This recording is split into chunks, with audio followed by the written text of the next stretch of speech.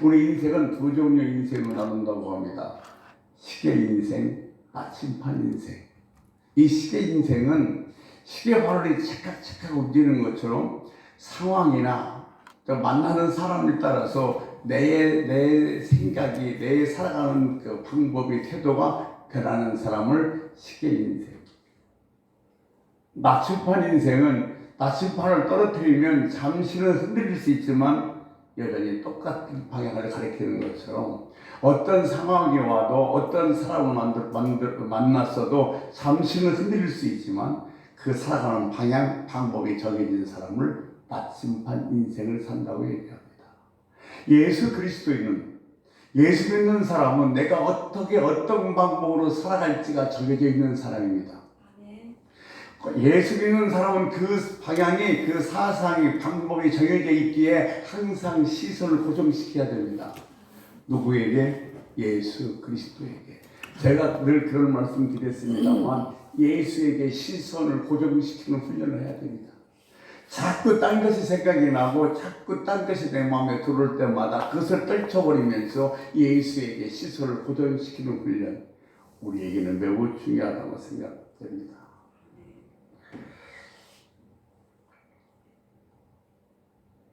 어떻게 무엇으로 살아가야 될지를 결정된 사람이 그리스도입니다.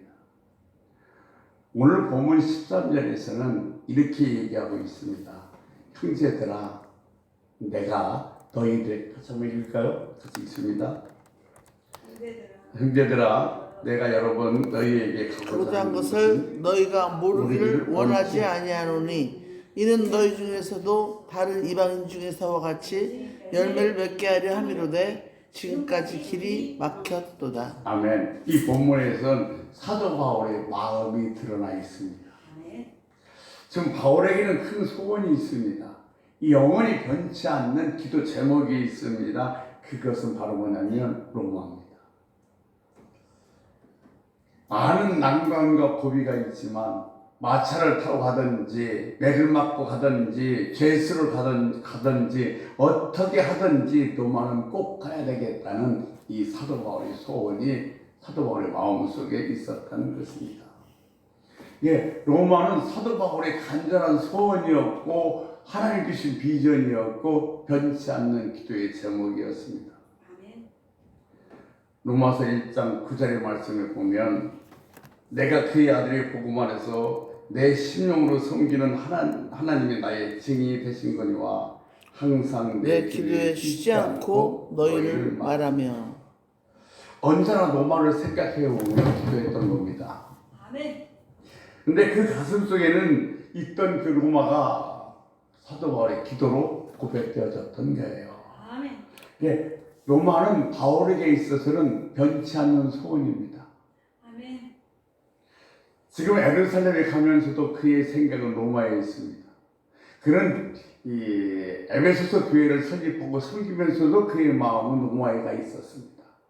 빌립보서를 교회를 세우고도 섬기면서도 그는 로마를 생각했습니다. 예, 그는 자나깨나 로마 생각이었고 그의 가슴 속에는 로마가 있었고 그의 삶의 방향은 언제나 로마를 향하고 있었던 것입니다. 기도의 제목도 언제나 변하지 않고 로마를 가는 것이었습니다. 여러분, 기도 제목이 변치 않고 언제나 똑같은 소원을 가슴에 품고 기도할 수 있는 사람은 대단히 행복한 사람인 것입니다. 병이 왔을 때 병이 낫게 해달라고 기도할 수도 있고 내가 쌀이 떨어졌을 때는 쌀 달라고 기도할 수도 있고 그리고 또한 내 자식이 문제 있을 땐 자식을 위해서 기도할 수도 있습니다. 그러나 그런 기도 말고 언제나 내가 병이 왔어도 쌀이 떨어졌어도 한결같이 내 가슴 속에 변치하고 있었던 기도의 제목, 그 소원이 있다면 그 사람은 진짜 행복한 사람이라는 겁니다.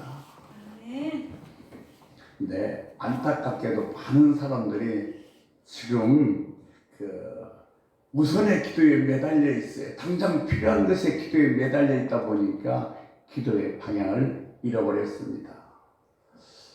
지난주 15일이 스승의 날이었습니다. 근데 코로나19 전만 해도 가끔씩 만나서 스승의 날 찾아와서 같이 식사를 하던 그 가족이 있는데 저희 교회에서 신앙생활하다가 그 아들이 동산고등학교를 가는 밤에 떠나면서 저희 교회를 떠났습니다.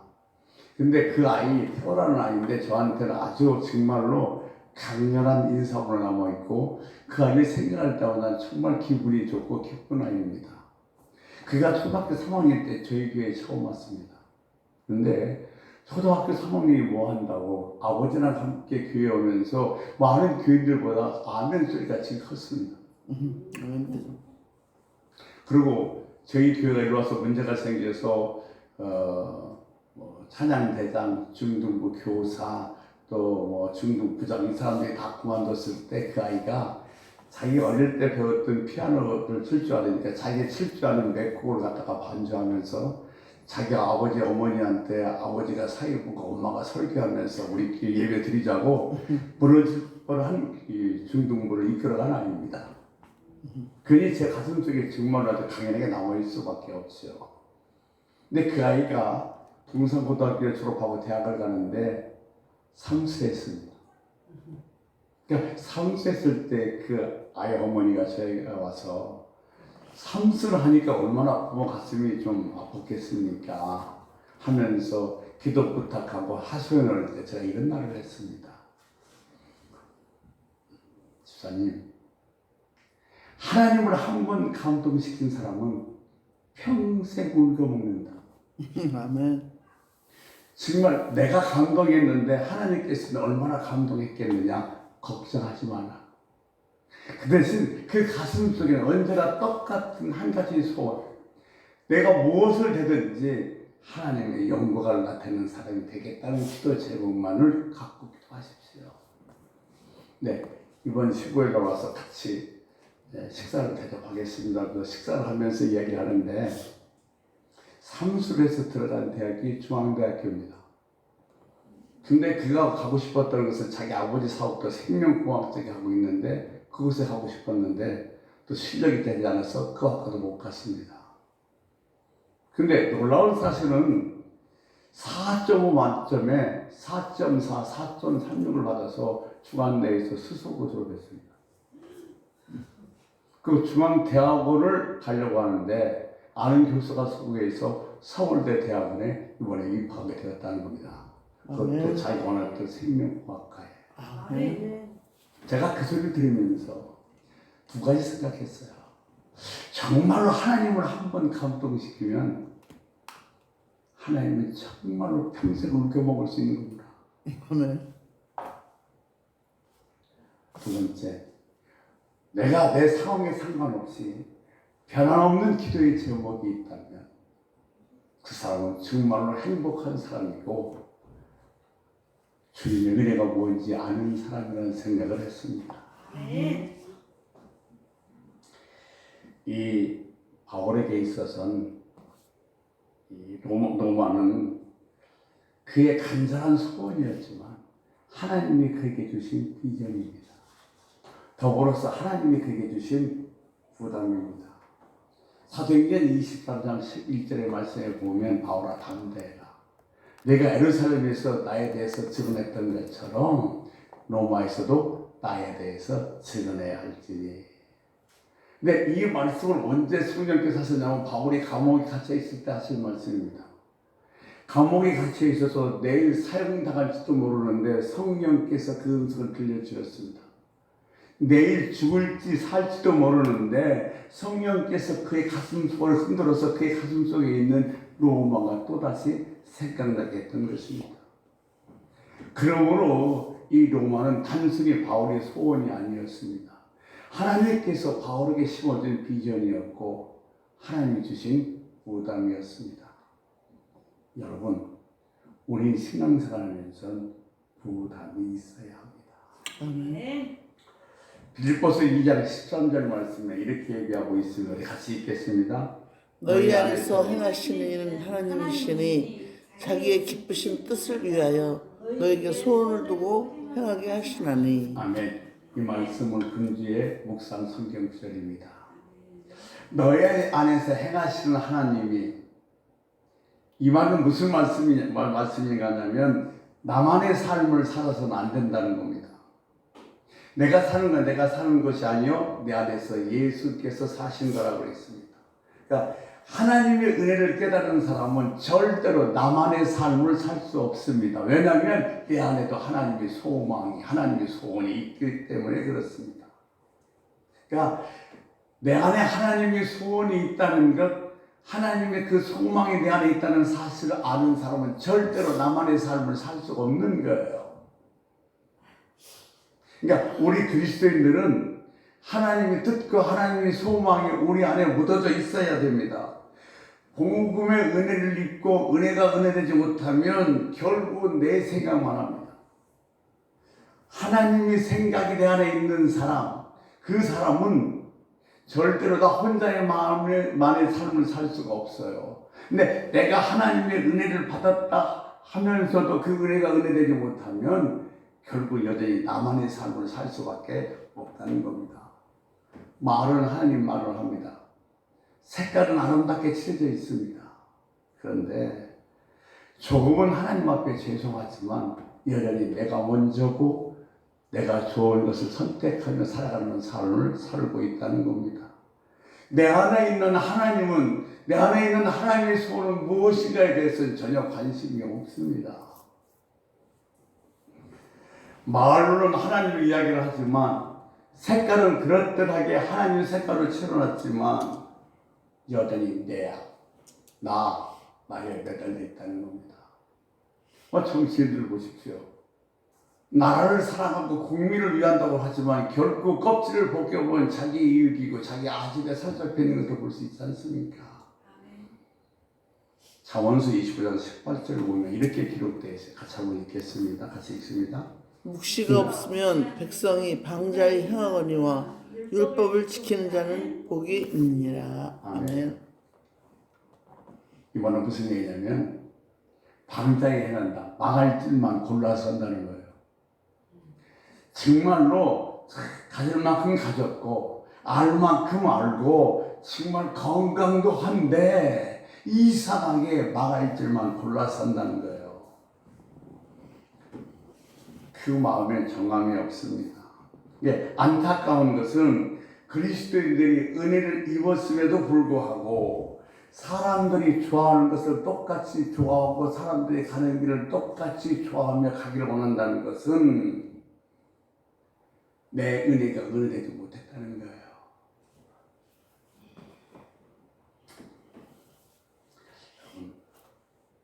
여러분 속에 비전이 있으십니까? 꿈이 있으십니까?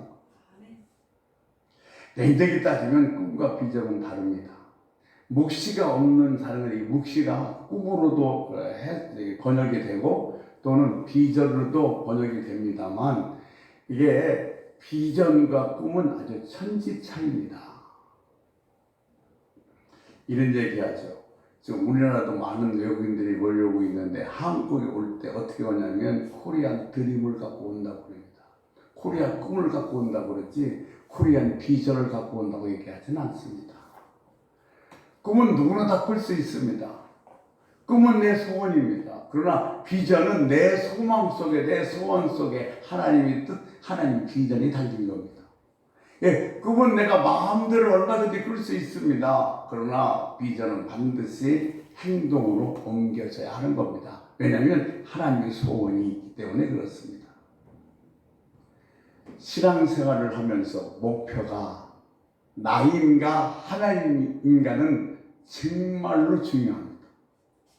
신앙생활에서 목표가 나인 사람과 신앙생활에서 목표가 하나님인 사람은 하늘과 땅 차이입니다. 아멘. 여러분 꿈이 아니다. 비전을 가슴에 품은 사람은 하나님의 소원이 있습니다. 하나님의 뜻이 있습니다. 내 원대로 마옵시고 아버지 뜻대로 하옵소서. 하나님이 중요하시고 하나님이 원하심이 중요합니다. 남보다 못하게 살고 남보다 못 배웠고 남보다 건강도 하지 않지만 그 사람의 가슴을 열어보면 하나님의 생각으로 가득 차 있습니다. 하나님의 소원으로 가득 차 있어요. 그러나 어떤 사람은 남보다 훨씬 많이 배웠고 훨씬 많이 가져 있고 훨씬 더 건강하지만 내 생각, 내 일을 가득 찬 사람이 있습니다. 누가 진정하고 아름다운 삶을 살고 있는 사람입니까? 여러분 꿈 속에, 여러분 소원 속에 하나님의 뜻이 담겨져 있길 주의 이름으로 축원합니다. 아멘. 말할 때도, 일을 할 때도, 뭘 하든지 내게서 하나님이 드러났으면 좋겠어요. 아멘. 하나님의 뜻이 드러났으면 좋겠습니다. 그런 여러분 되시기를 주의 이름으로 바랍니다. 아멘. 네. 사도 바울이 그렇게 가기를 했던 로마, 거기는 분명한 목적이 있었습니다. 그냥 로마를 가고 싶은 것이 아니라 하나님의 복음, 예수님의 복음을 주고 싶었고 바울 안에 있었던 그 은혜를 나누고 싶었기에 바울은 그렇게 로마를 가기를 원했던 겁니다. 내게 복음이 복음됐던 것처럼 너희에도 복음이 복음되기를 원하며 내게서 하나님의 은혜가 은혜됐던 것처럼 너희에게도 그 은혜가 은혜되기를 원한다. 그런 간절한 소원이 있었기에 사도 바울은 그렇게 로마 가기를 원했던 것입니다.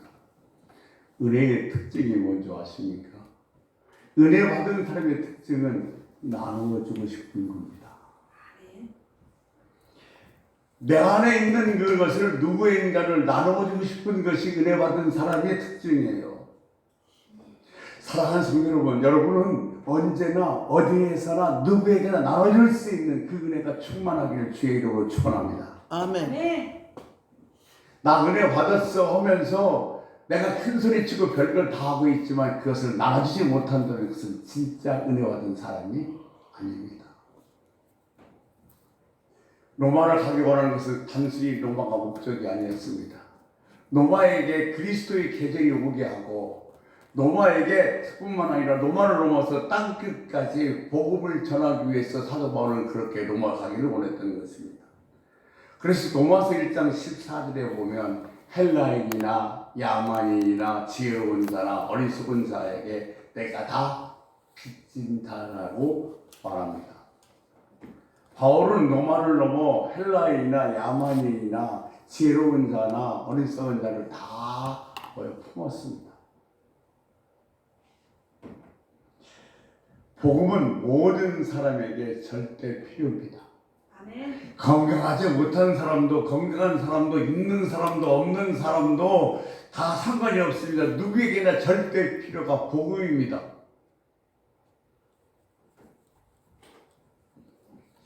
많이 배운 헬라인도 가난한 사람도 정말로 온난 사람도 다 복음이 필요합니다. 바울은 외쳤습니다.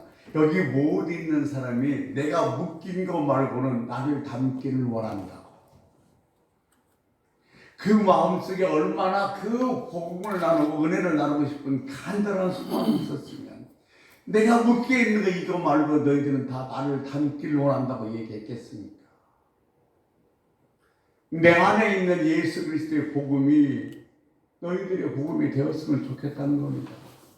그건 우리가 전도할 때 전도의 기도 정신은 성도 하나 늘리는 게 아니에요. 내게 있는 복음이 그 사람에게도 정말로 복음이 되었으면 좋겠고 내 안에 있는 은혜가 그 사람에게도 은혜가 되었으면 좋겠다는 그런 마음으로 기도하는 겁니다. 제가 이렇게 길거리 다니다 보면 노방 전도하다가 좀 언성을 높이거나 다투는 사람들 보면 참 안타까운 생각이 들어요. 다만 교인 하나 늘리려고 뭐 예수 믿으세요, 예수 믿으면 천당 가요, 복 받으세요가 아니라 내 안에 있는 은혜를 그 사람에게 나누는 거예요. 내 안에 있는 은혜를 그 사람과 나누는데 그 모습은 아름답고 그 모습으로 보기가 좋아야지 다툼이나 언성이 있다 그런다면 그것은 은혜를 나누는 것이 아니지 않습니까? 집 안에서도 마찬가지거든요. 믿지 않는 식구들을 위해서 내가 기도하고 그를 전도할 때에 정말로 울타리를 넓게 가져야 돼요. 다 안을 수 있어야 됩니다. 내 안에 있는 내가 받은 은혜, 그 은혜도 저 사람에게 있었으면 좋겠다는 마음으로 그 사람에게 복음을 전하면 그 사람이 감동될 수밖에 없어요. 은혜입니다. 여러분, 우리가 신앙생활하면서도 내 울타리에 갇혀 있는 건 아닌지 한번 생각해 봤으면 좋겠습니다. 창세기 49장 22절 말씀 우리가 같이 보겠습니다. 이렇게 얘기하고 있습니다. 같이 읽습니다. 요셉은 무성한 가지 곧 샘 곁에 무성한 가지라 그 가지가 담을 넘었도다. 네, 우리 주사랑교회는 무성한 가지가 되고 주사랑교회 성도 여러분은 샘 곁에 심어져 있는 무성한 가지가 되시기를 축원합니다. 아멘. 거기에 보게 되는 교회, 거기에 보게 되는 교인, 예수 그리스도의 이 꿈이 잘 심겨진 교회, 예수 그리스도의 비전이 잘 심겨진 교인이 되시기를 축원합니다. 아멘. 교회가 성장하는 데 있어서는 예수의 목사의 야망이 드러나는 것이 아니라 수고했던 어떤 한 사람의 이름이 드러나는 것이 아니라 바로 예수 그리스도의 이름이 드러나야 되는 것입니다. 아멘. 한 사람의 성도가 정말 세상 살아갈 때 열심히 살아가는 것은 세상 사람들이 좋다는 걸 좋아하고 세상 사람들이 간다는 걸 따라가는 것이 아니라 내 안에 있는 예수 그리스도의 소원에 초점이 맞춰져 있어야 됩니다. 그 가치가 담을 넘었도다. 바울 안에 있는 복음은 아주 무성한 가치가 되었습니다. 바울 안에 있는 복음은 바울 안에만 갇혀 있지 않았습니다. 바울을 넘어서 로마를 넘어서 땅 끝까지 행하고 있었던 겁니다. 교회는요, 몇 명이 모이고 교회는 몇 평이가 중요한 것이 아니라 정말로 무성한 가치가 돼서 담을 넘었다. 주변에 어떤 선한 영향이 이걸 미치고 있느냐가 훨씬 더 중요합니다. 저와 여러분이 하나님께 주신 것이 건강이 있든지 아니면 지혜를 있든지 아니면 물질이 있든지 넌 그것을 어떻게 썼냐고 반드시 물으실 때가 있을 것입니다. 여러분 소원 있어요? 정말로 간절한 소원이 있습니까? 근데 그 소원 속엔 하나님의 그 소원이 포함되어 있습니다. 그러니까 우리가 갖고 있는 소원 속엔 하나님의 소원이 포함되어 있어야 됩니다.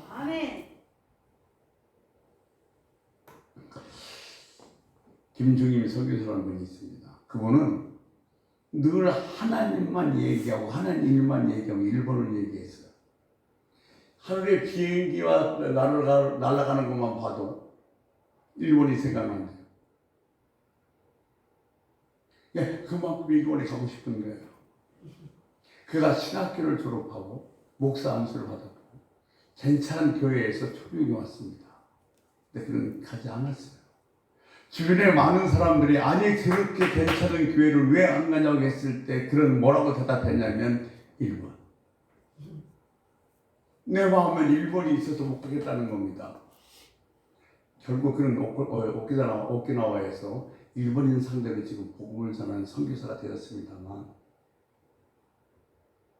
그 사람의 생각, 그 사람의 사상, 그 사람의 꿈, 그 사람의 비전을 보면 바로 그 사람이 그 사람인 거예요. 왜 김중림 선교사는 일본을 가야만 했을까요? 왜 바울은 그렇게 로마를 가고 싶어 했을까요? 바울은 복음의 은혜를 입은 것을 모든 사람에게 빚진 자라고 했어요. 누가 모두에게 빚진 자의 심정으로 섭니까? 주님에게로부터 남다른 은혜를 받은 사람이 나는 모든 사람들에게 빚진 자라는 그런 심정으로 살아가야 되는 겁니다. 바울은 40대에서 하나를 뺀 군자가 여러 번 맞았습니다. 감옥에도 갇혔습니다.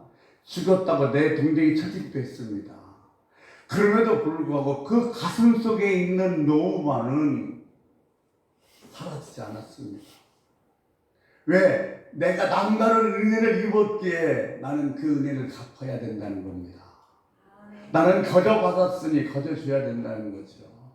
아, 빚졌으면 반드시 빚 갚아야 되잖아요. 성 프란시스 제자가 어느 날 환상 중에 하늘나라를 갔어요.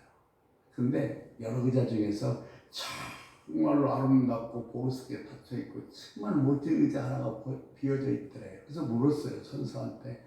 저 의자는 누구를 위해서 준비해 놓은 거냐 그랬더니 정말로 복음을 위해서 수고했지만 겸손한 성크라스를 위해서 준비된 거다 그랬더니 그렇게 대답하니까 제자지만 선생님이 맞습니다. 그래서 환상에서 깨어나서 자기 스승에게 물었습니다. 스승님, 스승님은 스승님 스스로를 어떤 사람이라고 생각합니까? 그랬어요. 그랬더니 성프란치스가 하는 말이 나는 참 악한 사람이다. 내가 제일 악한 사람이다 그랬습니다. 그러니까 제자가 있다 하는 말, 그건 겸손을 가져간 위선이 아닙니까? 그랬어요. 그러자 이 성프란치스가 하는 말이 내게 주신 하나님의 은혜를, 내게 주신 하나님의 그 놀라운 능력을, 내게 주신 하나님의 그 사랑을 다른 사람에게 주었다면 아마 그 사람은 나보다 훨씬 더 많이 하나님을 위해서 수고했고 하나님을 사랑했기에 나는 그렇게 다른 사람이 받을 수 없는 놀라운 은혜와 능력을 받았음에도 불구하고 이 정도 수고밖에 못하니 나는 나쁜 사람이 아닌가? 남다른 은혜를 입은 것, 사도 바울은 빛이라고 했어요. 사랑하는 성도 여러분, 여러분이 정말 갖고 있는 남다른 재주, 남다른 건강, 남다른 물질이 있다면 어떻게 생각하세요? 내가 갖고 있는 건강, 내가 갖고 있는 재주, 내가 갖고 있는 물질을 다른 사람에게 주어졌다면 그 사람은 얼마나 하나님을 위해서 애쓰고 수고하고 헌신하겠습니까? 그러고 나는 그럼 뭐 한 거예요? 빚진 거예요. 여러분, 오늘 우리 여기 나와 앉아있죠. 바로 그냥 우리에게 주어진 것 같죠. 그럼 한번 생각해 보십시오. 누군가는 간절히 원했던 오늘입니다. 아멘. 어젯밤에 생사의 갈림길에서 숨을 거뒀던 그 사람은 오늘을 간절히 원했습니다. 그런데 그 오늘은 우리들에게 주어졌습니다.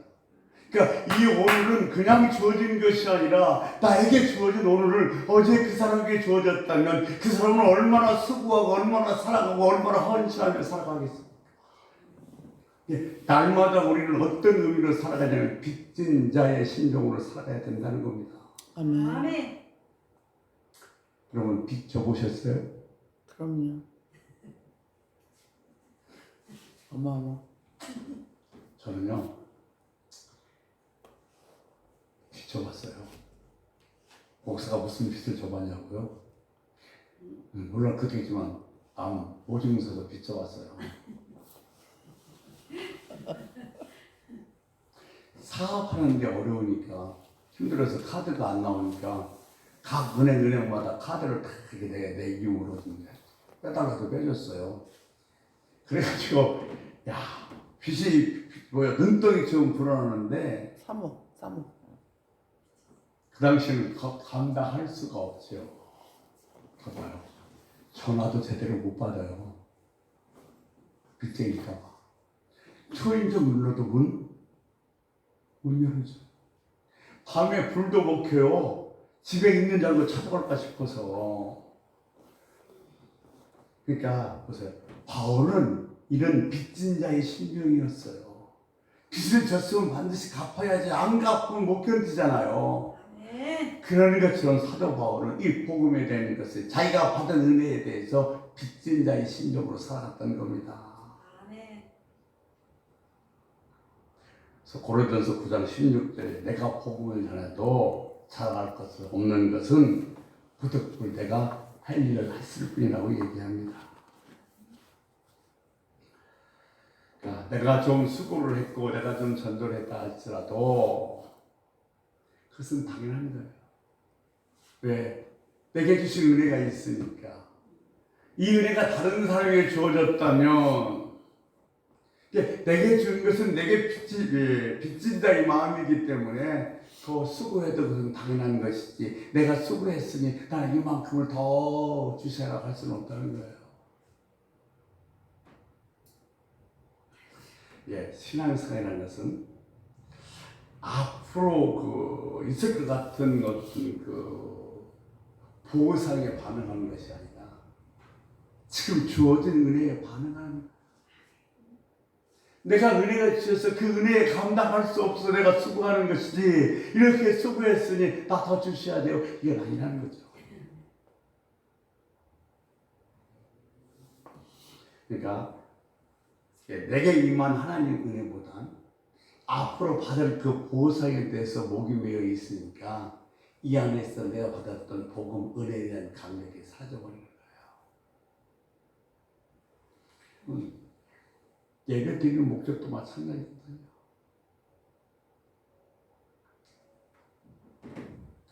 여러분 부담 있으세요?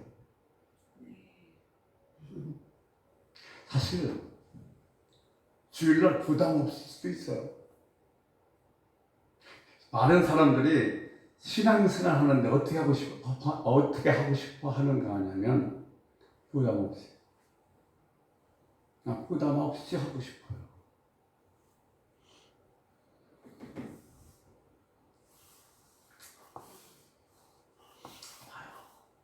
지금 여러분이 받은 것이 적다고 생각해요? 받은 것이 부족하다고 생각해요? 아니요. 내게 안 주신 것이 많다고 생각해요?